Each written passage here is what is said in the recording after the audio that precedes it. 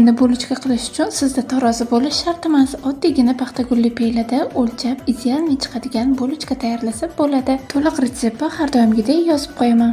Oshirma xamiringiz hamma joyda oshib chiqishi uchun apparasini yaxshi tayyorlashingiz kerak. Apparamiz ishonchli yaxshi chiqsa, ko'pirib chiqsa, hamma yoqda xamiringiz oshadi degani. Bu bulochka retsepti bilan xohlagan turdagi bulochkangizni pishirsangiz bo'ladi.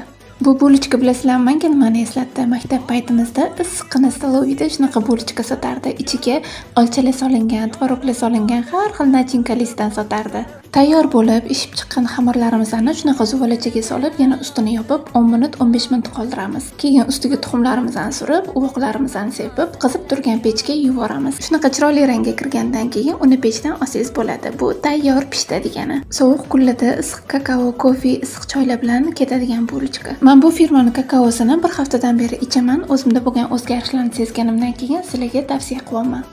Foydalari tushunarli bo'lishi uchun yozib qoldiraman, albatta o'qib chiqing.